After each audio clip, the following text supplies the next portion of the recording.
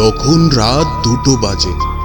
একজন 30-35 বছরের মহিলা একটি শুনশান নীরব রাস্তায় অটোরিকশার জন্য অপেক্ষা করছিল। তখনই হঠাৎ করে ওই রাস্তায় একটি অটোরিকশা চলে এলো। যখনই ওই মহিলা হাত দিয়ে অটোরিকশাকে ইশারা করলো, তখনই অটো ড্রাইভার তার পাশে অটোরিকশাটিকে নিয়ে থামিয়ে দিল। কোথায় যাবেন ম্যাডাম? অটো ড্রাইভার ওই মহিলাকে জিজ্ঞেস করলো। অবন্তিনগর। মহিলাটি উত্তর দিল। অটো ড্রাইভার তার মোবাইলটি বের করলো আর গুগল ম্যাপের মধ্যে অবন্তিনগর খোঁজ করতে লাগলো। কারণ সে শহরে নতুন ছিল, তেমন করে রাস্তাঘাট কিছুই চিনত না, আর সে এর আগে কখনোই অবন্তিনগর যায়নি। অবন্তিনগর ওখান থেকে 7 কিলোমিটার দূরে ছিল। ভাড়া 300 টাকা পড়বে ম্যাডাম, অটো ড্রাইভার মহিলাটিকে বলল। কি 300 টাকা? ভাইয়া 300 তো অনেক বেশি হয়ে যায়, 200 টাকা দিব। ওই মহিলা অটো ড্রাইভারকে বলল। অটো ড্রাইভার ওই মহিলাকে মাথা থেকে পা পর্যন্ত দেখতে লাগলো।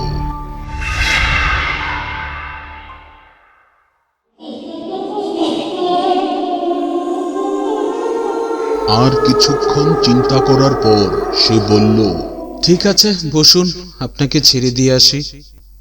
ওই মহিলা অটোতে উঠে বসে পড়ল আর অটো অবন্তিনগরের দিকে ছুটে চলল। কিছুক্ষণের মধ্যেই অটো ড্রাইভার 4-5 কিলোমিটার দূরে চলে গিয়েছিল। যখন থেকে ওই মহিলা অটোতে উঠে বসেছিল, তখন থেকেই অটো ড্রাইভার ওই মহিলাকে আয়নার মধ্যে ঘুরে ঘুরেই দেখছিল আর গান গাচ্ছিল। সুন্দরী চলেছে একা পথে, সঙ্গী হলে দোষ কি তাতে, রাগ করো না সুন্দরী গো, রাগলে তোমায় লাগে আরো, সুন্দরী চলেছে একা পথে। অটো ড্রাইভারের এই ধরনের আচরণে ওই মহিলা খুব ভয় পেয়ে গেল। সে খুব তাড়াতাড়ি কাউকে ফোন দিল আর ধীরে ধীরে বলতে লাগলো। আর তখনই অটো ড্রাইভার গান গাওয়া বন্ধ করে দিল আর ওই মহিলা ফোনে কি কথা বলে সেটা শুনতে লাগলো। হ্যালো শালিনী, তুই আসবি তো আমার বাসায়? তুই জানিস তো আমার স্বামী বাইরে চলে গেছে আর আমি ঘরে একা আছি।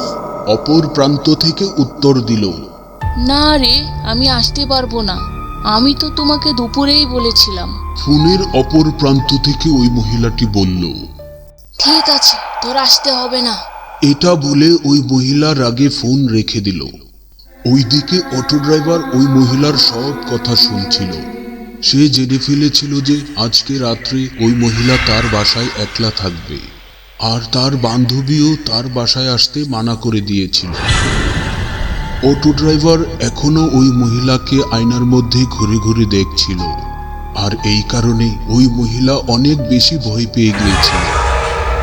তখনই ওই মহিলা একটি বাংলোর সামনে গাড়িটিকে রাখতে বলল। অটো ড্রাইভার দেখল ওই বাংলোর উপর গোল্ডেন প্যালেস লেখা ছিল। তাছাড়া ওটা বাংলো নয়, মনে হচ্ছিল এক বিশাল বড় রাজপ্রাসাদ। যখনই অটোরিকশাটি থেমে গেল, ওই মহিলা অটোরিকশা থেকে তাড়াতাড়ি নেমে গেল আর অটো ড্রাইভারকে টাকা দেওয়ার জন্য সে তার হাতটি সামনে বাড়ালো। আর তখনই অটো ড্রাইভার টাকা নেওয়ার ছলে ওই মহিলার হাত স্পর্শ করল আর বলল, আর যখন তুমি আমাকে এ পর্যন্ত নিয়ে এসেছো, তাহলে এক কাপ চাই খাইয়ে দাও। অটো ড্রাইভারের কথা শুনে ওই মহিলা আরো বেশি ভয় পেয়ে গেল। সে অটো ড্রাইভারের হাত থেকে নিজের হাত ছুটিয়ে নিল আর তাড়াতাড়ি করে গেটের ভিতরে ঢুকে গেল। আর এটা দেখে অটো ড্রাইভার মুচকি মুচকি হাসছিল। তখনই তার নজর পিছনের সিটের দিকে গেল। ওই মহিলা ভুল করে তার মোবাইলটি অটোর সিটের মধ্যে রেখেই চলে গেছে। ওই মহিলা মোবাইল নেওয়ার আগেই অটো ড্রাইভার তার অটো স্টার্ট করে দিল আর সে ওখান থেকে পালিয়ে চলে আসলো। কিছু দূর যাওয়ার পর সে তার অটো রিক্সাকে থামালো আর ওই মোবাইলটিকে হাতে নিল। আর এটি একটি 20-25 হাজার টাকা দামের দামি মোবাইল ছিল। আর এটা দেখে সে অনেক খুশি হয়ে গেল। কিন্তু সে দেখলো যে মোবাইলটি বন্ধ। কিন্তু একটু আগেই তো ওই মহিলা এই মোবাইল দিয়েই কথা বলছিল, আর তখন তো মোবাইল চালুই ছিল। তাহলে এত তাড়াতাড়ি এটা বন্ধ কিভাবে হলো? সে মনে মনে এসব কথাই চিন্তা করছিল। কিন্তু তারপর সে ভাবলো কি হতে পারে, ওই মোবাইলের চার্জ শেষ হয়ে গেছে আর এজন্যই হয়তোবা বন্ধ হয়ে গেছে। আর ঠিক তখনই তার মনের মধ্যে দুষ্ট চিন্তার উদয় হলো। মোবাইল ফোন দেওয়ার বাহানায় সে ওই মহিলার ঘরে প্রবেশ করার চিন্তা করছিল। ওই মহিলা দরজা খোলার সাথে সাথেই তার গলায় ছুরি ঠেকিয়ে ওই মহিলার লুটে আর ঘরের সব সোনাদানা লুটপাট করে পালিয়ে যাওয়ার চিন্তা করছিল। কিন্তু এই কাজটি করার জন্য তার আরো একজন সাথীর দরকার ছিল, আর এজন্য সে তার এক বন্ধু অটো ড্রাইভারকে কল করে আসতে বলল। তারপর সে তার বন্ধুর সাথে যাবতীয় বিষয়টা শেয়ার করলো। আর তার বন্ধু যখন শুনল যে একটা যুবতী নারী একলা একটি বাসায় একা রয়েছে, তার বন্ধু এখানে আসার জন্য রাজি হয়ে গেল। তারপর ড্রাইভার তার বন্ধুকে ওই মহিলার বাড়ির ঠিকানা দিল এবং তাড়াতাড়ি ওখানে চলে আসার জন্য বলল। আর সে নিজে ওই মহিলার বাসার সামনে গিয়ে দাঁড়িয়ে থাকলো। 10-15 মিনিট চলে গিয়েছিল, তারপরেও তার বন্ধুর আসার কোনো নামগন্ধই ছিল না। কিন্তু অটো ড্রাইভারের এত দেরি সহ্য হচ্ছিল না, তাই সে তাড়াহুড়ো করে ওই প্রাসাদের ভিতরে ঢুকে গেল। এক হাতে একটি চাকু আর অন্য হাতে মোবাইলটি নিয়ে সে ঘরের ভিতর ঢুকতে শুরু করলো। সে ডোরবেল বাজালো, কিন্তু ভিতর থেকে কোনো সাড়া শব্দই আসছিল না। সে 3-4 বার লাগাতার ডোরবেল বাজাতে লাগলো, কিন্তু তারপরেও ভিতর থেকে কোনো ধরনের সাড়া শব্দ পাওয়া গেল না। সে ভাবতে লাগলো তাহলে হয়তো ওই মহিলা ঘুমিয়ে গেছে এতক্ষণে। তার মনে হচ্ছিল যে তার মনোবাসনা হয়তো আর পূরণ হবে না, আর সেজন্যই সে রাগের মাথায় দরজায় এসে জোরে এক ধাক্কা মেরে দিল। আর তখনই ঘরের দরজা খুলে গেল। সে ওই মহিলার ফোনটি পকেটে ঢুকিয়ে ডান হাতে চাকু নিয়ে ঘরের ভিতরে ঢুকে গেল। তারপর ঘরের দরজাটি লাগিয়ে দিল আর এখানে সেখানে দেখতে লাগলো। এত বড় একটা ঘর, অথচ কোথাও কোনো বেডরুম ছিল না। আর এজন্যই সে সিঁড়ি বেয়ে দোতলায় চলে গেল। আর সেখানে সে দেখলো একটি বেডরুমের দরজা খোলা রয়েছে আর ওই রুমের ভিতর লাইট জ্বলছিল। অটো ড্রাইভার চুপি চুপি ওই বেডরুমের ভিতরে চলে আসলো, কিন্তু ভিতরে তো কেউই ছিল না। তাই সে আরেকটু সামনে এগিয়ে আসতেই সে বাথরুম থেকে পানি পড়ার শব্দ পাচ্ছিল। ও আচ্ছা, তাহলে ওই মহিলা বাথরুমের ভিতরে ছিল, এই জন্যই সে ডোরবেলের কোনো শব্দই শুনতে পায়নি, আর এজন্যই সে দরজা খোলেনি। সে মনে মনে বলল, আর তাড়াতাড়ি করে বাথরুমের দরজার পাশে গিয়ে দাঁড়িয়ে গেল। কারণ সে ভাবল যখনই মহিলা বাথরুম থেকে বেরোবে তখনই মহিলার গলায় চাকু ধরিয়ে দেবে আর খুব সহজেই তার লুটে নেবে। আর তখনই ভিতর থেকে দরজা খোলার শব্দ হলো। কিন্তু দেখতে দেখতে 2 মিনিট, 3 মিনিট, 4 মিনিট চলে গেল, কিন্তু ওই মহিলা তারপরেও বাথরুম থেকে বের হচ্ছিল না। শেষমেশ অটো ড্রাইভার বাথরুমের দরজা খুলে দিল এবং বাথরুমের দিকে এগিয়ে আসলো। যখনই সে বাথরুমের দরজা খুলল তখনই ওর নাকে মরা মানুষের গন্ধ আসতে লাগলো। তাই তাড়াতাড়ি সে বাঁ হাতে তার নাক চেপে ধরলো আর উকি দিয়ে দেখতে চেষ্টা করলো যে এটা কিসের গন্ধ। ডরে ভয়ে সে থরথর করে কাঁপছিল, কারণ বাথরুমের বাথটাবের ভিতরে 8 থেকে 10টি পচা গলা লাশ পড়েছিল।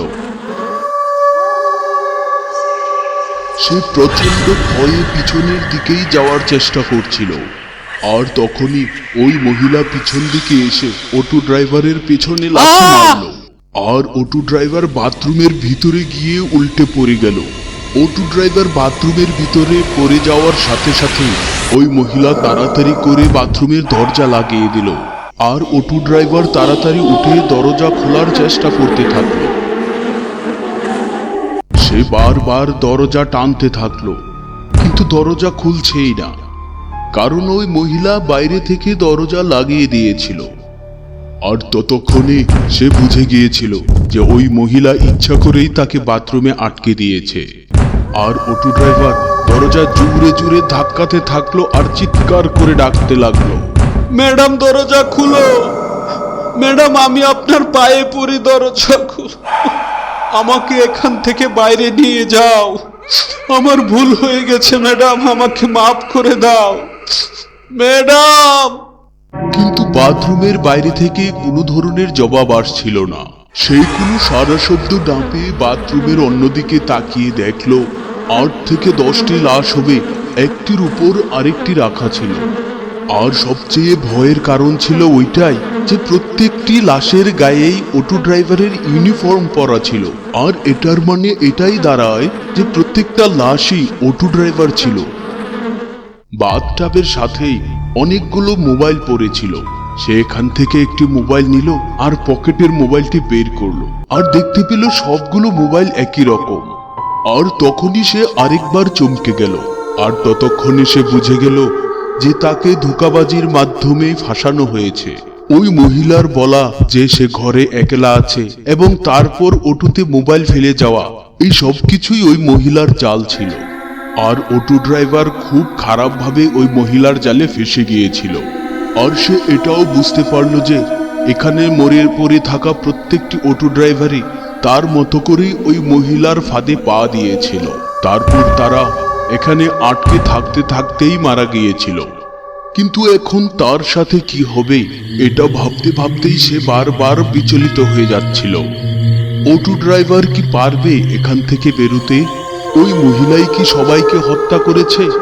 এই সবগুলো প্রশ্নের উত্তর জানতে হলে অবশ্যই আপনাকে এই কাহিনীর দ্বিতীয় পর্ব দেখতেই হবে। অটো ড্রাইভার বাথরুমে ফেসে গিয়েছিল। সে ডরে ভয়ে পিছনের দিকেই আসতে শুরু করলো। ঠিক তখনই তার পায়ের কাছে কিছু একটা পড়ল। যখনই সে নিচের দিকে তাকালো, সে ডরে ভয়ে থর থর করে কাঁপতে লাগলো। নিচে ফ্লোরের মধ্যে সে আরো একজন অটো ড্রাইভারের লাশ দেখতে পেল, যার চোখ দুটি বেরিয়ে এসেছিল এবং জিহ্বা মুখের ভিতর থেকে চলে এসেছিল।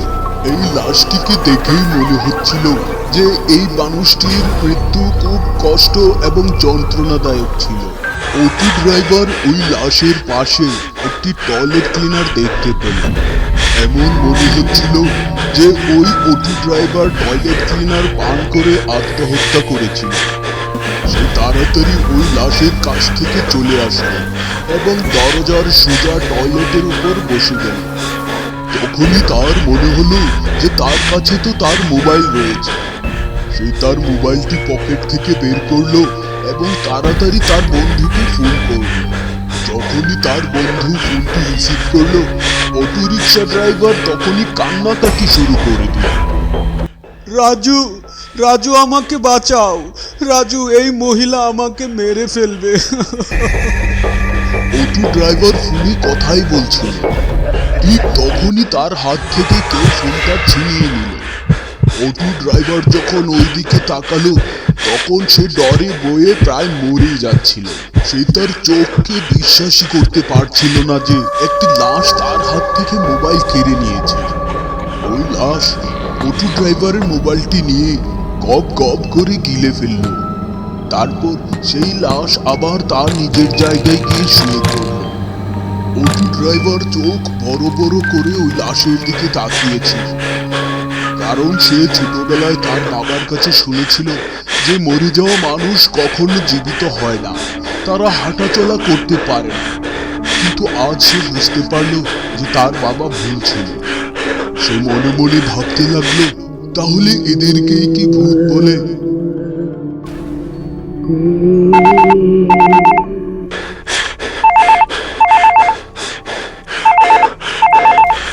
তখনই হঠাৎ করে তার মোবাইলের রিংটোন বাজা শুরু হলো। তার মোবাইল ওই লাশের পেটের ভিতরেই বাজছিল। এটা অবশ্যই রাজুর কল হবে। অটো ড্রাইভার মনে মনে বলছিল। সে বুঝতে পারছিল না যে সে এখন কি করবে। সে অনেক বড় মুশকিলে ফেসে গিয়েছিল, কারণ সে না পারছিল রাজুকে কল দিতে আর না পারছিল রাজুর কলগুলো রিসিভ করতে। তার মোবাইলটি 2-3 বার বাজলো, কিন্তু কোনো লাভ নেই। কারণ মোবাইলের কল রিসিভ করা তার জন্য অসম্ভব ছিল। আর ওই মোবাইলটি ছিল ওর এখান থেকে বেঁচে ফেরার একমাত্র অবলম্বন। আর যখন সে বুঝতে পারল যে তার বেঁচে থাকার একমাত্র অবলম্বন সে হারিয়েছে, তখন সে দূরে দূরে কান্নাকাটি শুরু করে দিল। ম্যাডাম, আমাকে এখান থেকে বের করো। ম্যাডাম, আমাকে এখান থেকে বের করো। সে চিৎকার করে কাঁদতে লাগলো। তখনই বাথরুমের বাহির থেকে ওই মহিলা বলল যে তাকে কে ভিতরে বন্দি করেছে, দরজা কে আটকালো। অটো ড্রাইভার এটা শুনে অনেক খুশি হয়ে গেল যে ওই মহিলা তাকে বন্দি করেনি। ম্যাডাম, তাড়াতাড়ি দরজা খোলো, কেউ বাইরে থেকে দরজাটি মেরে দিয়েছে। সে বাথরুমের বাইরে দাঁড়িয়ে থাকা ওই মহিলাকে বলল। ওই মহিলা তাকে দরজার সামনে দাঁড়াতে বলল, আর এটা বলে ওই মহিলা ওখান থেকে চলে গেল। আর একটু পরেই হাতে একটি লোহার দণ্ড নিয়ে সে সোজা দরজার সামনের দিকে যাওয়া শুরু করল। অটো ড্রাইভার তখন দরজার ঠিক সামনেই দাঁড়িয়েছিল। আপনি কি দরজার সামনে নেই? ওই মহিলা অটো ড্রাইভারকে বলল। অটো ড্রাইভার ভিতরে দরজার সামনেই দাঁড়িয়েছিল। হ্যাঁ ম্যাডাম, আমি দরজার সামনেই দাঁড়িয়ে আছি, আপনি তাড়াতাড়ি দরজাটা খুলুন। অটো ড্রাইভার বাথরুম থেকে চিৎকার করে বলল। ওই মহিলা লোহার দণ্ডটি নিয়ে বাথরুমের দিকে হাঁটতে থাকলো। ওদিকে বাথরুমের ভিতর থেকে লোকটি ভাবল, ম্যাডাম এখন দরজা খুলবে, আমি যদি দরজার সামনে দাঁড়িয়ে থাকি তাহলে তো দরজা খুলবে না। এজন্য সে দরজার একপাশে দাঁড়িয়ে পড়ল। আর যখনই সে দরজা থেকে সরে দাঁড়ালো, ঠিক তখনই ওই লোহার দণ্ডটি দরজাকে এফুর অফুর করে দিল। আর এটা দেখে অটো ড্রাইভারের হুঁশই উড়ে গেল। যদি সে দরজার সামনে আর একটু দাঁড়িয়ে থাকতো তাহলে ওই লোহার দণ্ড তার পেটকে ছিদ্র করে দিত, আর সে ওই মুহূর্তেই মারা যেত। ওই মহিলা বুঝে গিয়েছিল যে তার আক্রমণ ব্যর্থ হয়েছে, আর এজন্যই সে লোহার দণ্ডটি দরজা থেকে টান মেরে নিয়ে নিল। আরে কি হলো? আপনি দরজার সামনে দাঁড়িয়ে থাকুন, আমি এখনই দরজা খুলে দিচ্ছি। ওই মহিলা খুব আদরের সাথে বলল, কিন্তু অটো ড্রাইভার নিজের মুখ থেকে একটা কথাও বলল না। আরে আরে, ভয় পেও না, আমি তো শুধু দরজা খোলার চেষ্টা করছিলাম। আবারও সে মিষ্টি সুরে তাকে বলল। ওদিকে অটো ড্রাইভারের হাত পা ডরে ভয়ে কাঁপছিল। সে জানত যদি সে দ্বিতীয়বার দরজার সামনে যায় তাহলে ওই মহিলা লোহার দণ্ডটি তার পেটের ভিতর ঢুকিয়ে দেবে। কিন্তু তারপরেও সে দেখতে চাচ্ছিল যে দ্বিতীয়বার যদি সে দরজার সামনে দাঁড়ায় তাহলে কি হয়। হ্যাঁ, আমি দরজার সামনেই দাঁড়িয়ে আছি, অটো ড্রাইভার দরজার পাশে দাঁড়িয়ে বলল। ওই মহিলা আবার জোরে চিৎকার করে ওই লোহার দণ্ডটি দরজার ভিতরে ঢুকিয়ে দিল আর বাইরে বের করে নিল। আর এটা দেখে অটো ড্রাইভার অনেক ভয় পেয়ে গেল। ওই মহিলাটি আবার বুঝতে পেরেছিল যে তার শিকার আবারও ছুটে গেছে, তাই সে রেগে গেল। কি হলো? দরজার সামনে চলে আয়, আমি দরজা খুলে দিচ্ছি। অটো ড্রাইভার বুঝতে পারছিল না যে সে এখন কি করবে। না, দরজা খুলতে হবে না, আমি ভিতরেই ঠিক আছি, আপনি দরজা খুলবেন না, অটো ড্রাইভার ওই মহিলাকে বলল। আর তখনই ওই মহিলা রাগে খুবই লাল হয়ে গেল আর সে হাত থেকে লোহার দণ্ডটি ফেলে দিল। ঠিক আছে, তাহলে তুমি বাইরে আসতে চাও না, তাহলে আমি ভিতরে চলে আসছি। ওই মহিলা ভয়ঙ্কর কণ্ঠে ওই ড্রাইভারকে বলল আর দরজা খুলতে লাগলো। অটো ড্রাইভার ভাবল যদি ওই মহিলা ভিতরে চলে আসে তাহলে তার সাথে না জানি কি করে, কারণ ওই মহিলা মানুষ খুন করার জন্য মুখিয়ে উঠেছিল। তখনই ওই মহিলা দরজা ধাক্কাতে শুরু করলো আর তখনই অটো ড্রাইভার তার সম্পূর্ণ শক্তি দিয়ে দরজাকে বন্ধ করার চেষ্টা করল আর ভিতর থেকে বন্ধ করে দিল। ওই মহিলা রাগে খুবই দরজায় লাথি মারতে শুরু করলো। খোলো দরজা, খোলো দরজা, খোলো। ওই মহিলা দরজায় লাথি মারতে মারতে চিৎকার করে বলল। অটো ড্রাইভার ওই মহিলার এমন আচরণ দেখে অনেক বেশি ভয় পেয়ে গেল।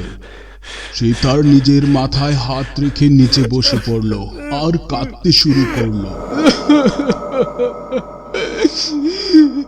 এটা আমি কোথায় এসে আটকে গেলাম?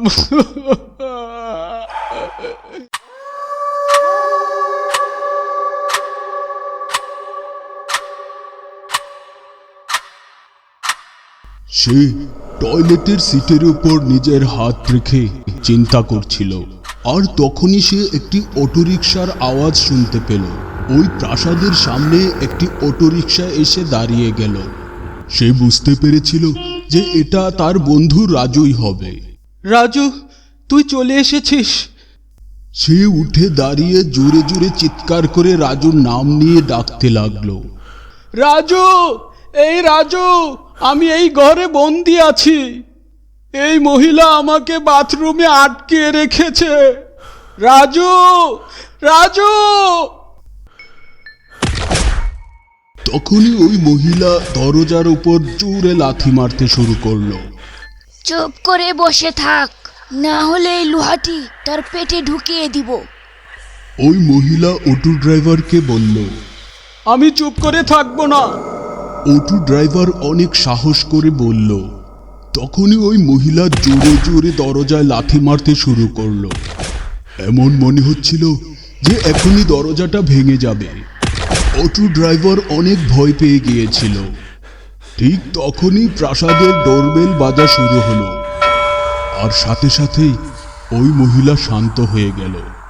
আর অটো ড্রাইভার রাজু রাজু করে চিৎকার করতে থাকলো। একটু অপেক্ষা করো, বাস 1 মিনিটের মধ্যেই আসছি। ওই মহিলা মিষ্টি সুরে বলল আর দরজা খোলার জন্য ওখান থেকে চলে গেল।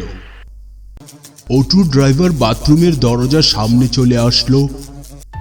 দরজায় লোহার দণ্ডটি ঢুকিয়ে দেওয়ার ফলে দরজায় ছিদ্র হয়ে গিয়েছিল।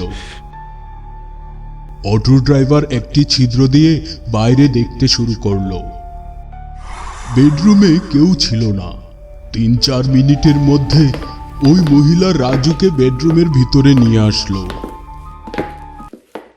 রাজুকে দেখে অটো ড্রাইভার আবার চিৎকার করতে শুরু করলো। রাজু, বাঁচাও! এই মহিলা আমাকে বাথরুমে আটকে দিয়েছে। রাজু! রাজু অটো ড্রাইভারের আওয়াজ শুনতে পেল। সেই দৌড়াতে দৌড়াতে বাথরুমের দরজার কাছে আসলো আর বলল, দাঁড়াও, আমি দরজা খুলছি। রাজু দরজা খোলার চেষ্টা করতে থাকলো, কিন্তু দরজা তো খুলছেই না। এই মহিলাকে ছাড়িস না রাজু। এই মহিলা আমাকে ভিতর থেকে বন্ধ করে দিয়েছে। সে আমাকে মেরে ফেলার চেষ্টা করেছে। মেরে ফেলো তাকে।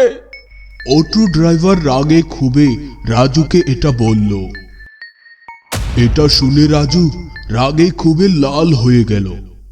সে তার পকেট থেকে চাকু বের করল আর চিৎকার করে বলল, ইয়ে!